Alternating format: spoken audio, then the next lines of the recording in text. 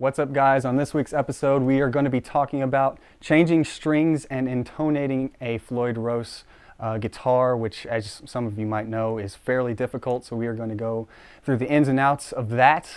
I've got a software tip, and I'm going to be showing you how to set up an external editor inside of Reaper, just in case you wanted to go outside to something like Adobe Audition and make edits to your audio files, and then be able to save those straight back into Reaper, so you don't have to save and then load your file back into your recording software. We've also got a question about the new Pro Tools Essentials that just came out pretty recently, and we will be talking about the benefits and the limitations to that software. And that's all coming up right here on episode number 72 of Limitless Studios TV.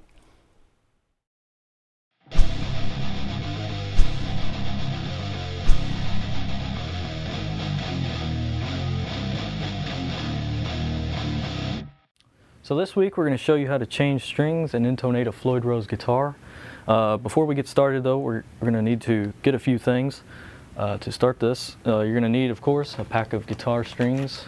These are Ernie Ball 10 to 52 gauge. You're going to want to have, you don't necessarily have to have, but one of these string winders. This is just a manual one. They make automatic battery powered ones if you want that. You're going to need some wire cutters to cut off the ball ends of the guitar strings for the Floyd Rose, for the type of bridge the Floyd Rose is. And you'll also need it to cut off the extra string at the headstock. And then you're going to need a 2.5 millimeter Allen wrench and a 3 millimeter Allen wrench. These should have come with your Floyd Rose guitar, but if you don't have them, you can pick them up at any hardware store. And then another thing you'll want is, of course, a guitar tuner. We'll need that for when we're intonating the guitar. So the first thing we're going to do is we're going to take this 3 millimeter Allen wrench, and this is going to loosen the locking nut on the guitar.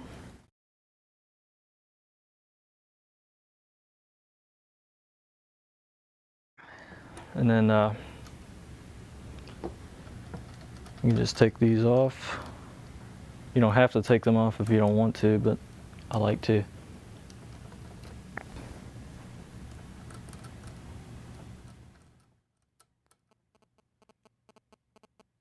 Alright, then once you get that taken off, you're going to take this string winder, or you can do it by hand if you don't have one, to loosen the string.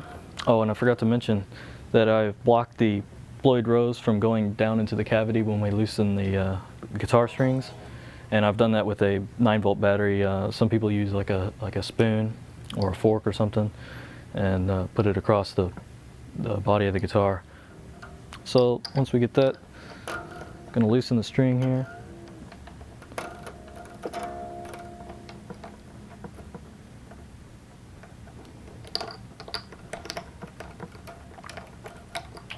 Alright, and then once you have the string loose, just going to pull it through the tuner here.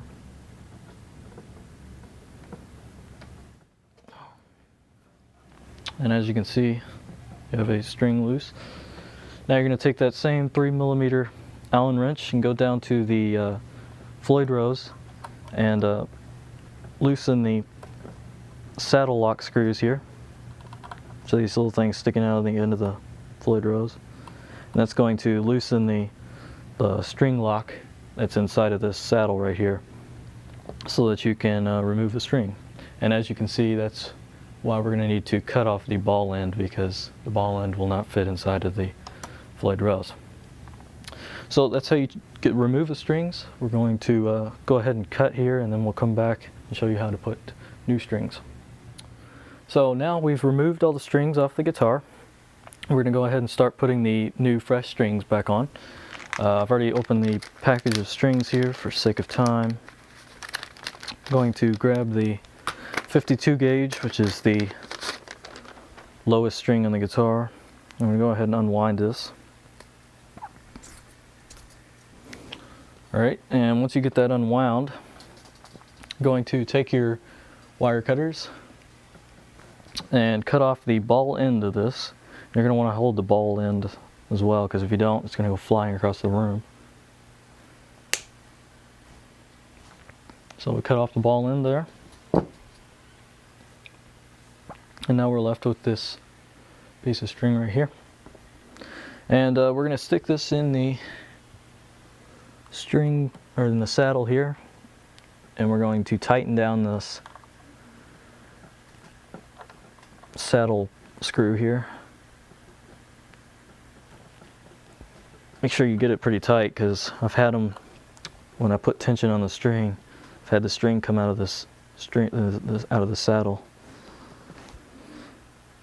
and that could hurt if you hit yourself with it. All right, so that's pretty good. Then now we're going to take this down here and we're going to feed it through the tuner,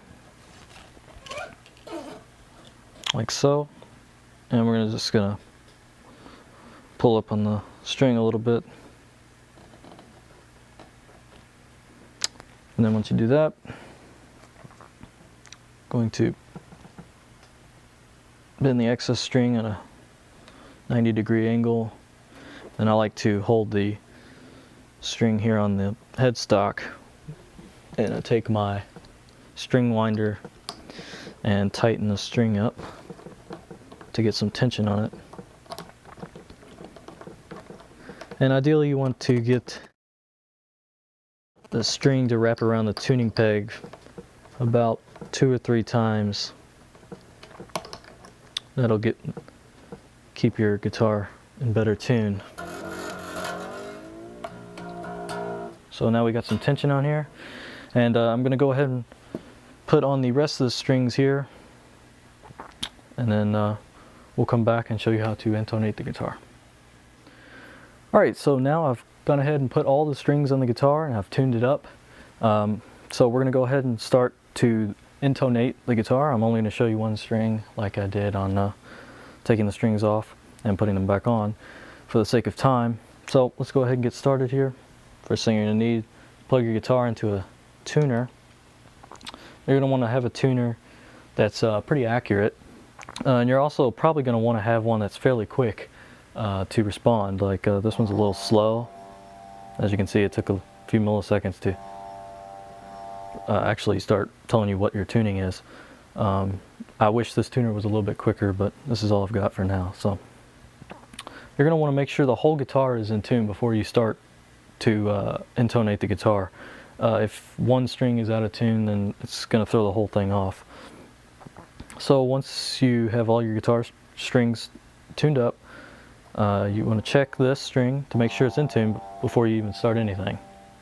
I'm doing this G string, I'm in drop C, and it's actually gone a little flat on me. That's a bad thing about Floyd Rose guitars. They go out of string or out of tune real quick. So once we have that, you're going to want to check this open note against the fretted note on the 12th fret. You want to check to see how far off the tune is compared to the open note. And if the fretted note compared to the open note is sharp, you're going to want to move the saddle away from the neck.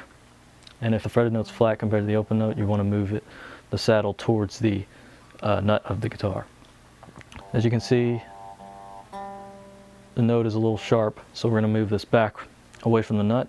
So to do this, we're going to first loosen the string.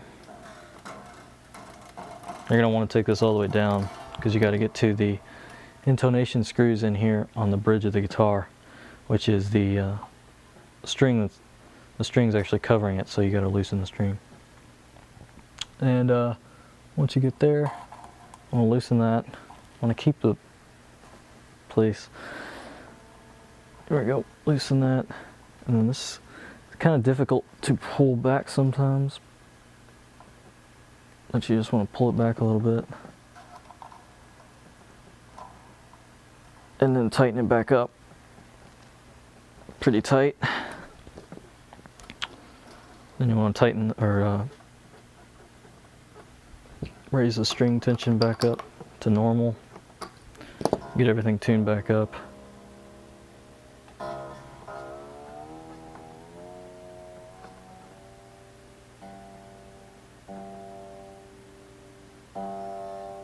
If we're lucky here, everything will stay relatively in tune.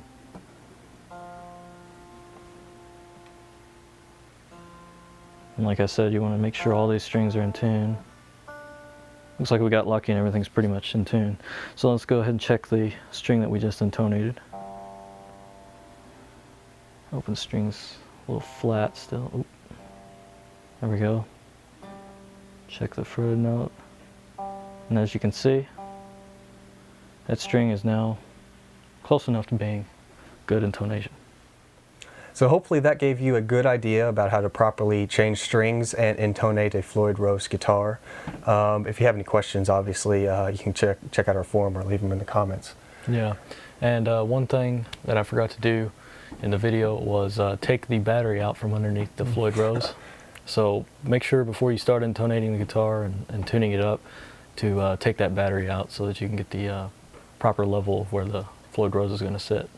Yep, so this week we have our question, and it's going to be about that Pro Tools Essentials that's fairly recent, that comes with, well, there's a new audio interface. Yeah, the Fast Track Mark II. Yeah, and we're going to talk a little bit about its limitations. Yep. It has 16 audio tracks, so that's 16 tracks that you can record real audio, like real instruments, through a mic. And one of the major drawbacks about it is it doesn't have multi-track capabilities, so you can only record one mic at a time, which is not a problem for the Fast Track Mark II because it only has one input, but you're not going to be able to use that for like drums or anything. Yeah, and another thing is you're only allowed to use 3 effects per audio track, and so on something like vocals, I mean, that could get a little limiting. Yeah. But as far as Pro Tools coming with such a low price interface, it's actually fairly useful. And given that the multi-track won't really come into play, given that you're only given one mic pre. Yeah. So I think that's going to be it for the main part. And now I'm going to go ahead and show you guys a little software tip inside of Reaper. So here we are inside of Reaper once again, and this week I'm going to be showing you how to set up an external editor for your audio files that you have recorded inside of Reaper. This is a pretty cool feature, and it allows you to take your audio files into a more complex wave editor, something like Adobe Audition or other editor that you're comfortable with and that you want to make cuts or something like that. It's really useful for if you're using it for movies or soundtracks and stuff like that. So the first thing you're going to want to do is you're going to want to come up here to edit, or not edit, you're going to go to options, and you're going to come down here to preferences. And in preferences, at the very bottom, I've already got it selected, there's an external editor tab. And you want to click on that, and you should have empty space here because you don't have anything selected. So I'm going to go to add, and it's going to bring up 2 sections. It's going to have primary editor and secondary editor, and we are going to use just the primary editor because I've only got one other recording software on here for us to use at the moment. So I'm going to go to browse, and I'm going to go to my computer, and I'm going to find Audacity, which I have installed on here from a while ago when I was testing it out. And I'm going to go program files, and or I'm in 64-bit, I should be in 32-bit. So here's Audacity folder, and this is your exe file. You're going to double click on that, and it's going to show up the location. You're going to hit OK, and now that is added as your default external editor inside of Reaper. So you're going to go ahead and click OK, and now what you're going to be able to do is you can either right click, and you're going to go up here to open items with Audacity, and instead of Audacity it'll say whatever editor that you have selected. Or what is an even easier way to do it is just to double click on the track, and when you do that it'll automatically open your external editor. And when you save this back out, it's going to save that file as back into its location inside the Reaper project file. So if you make any edits into here, you save it and you close this out, it's going to change the file inside of Reaper. And so it's extremely efficient, especially if you don't like your edits to happen inside of Reaper. So hopefully you enjoyed this tip. I'll have many more in the future. And we will see you again next week in another Limitless Studios TV.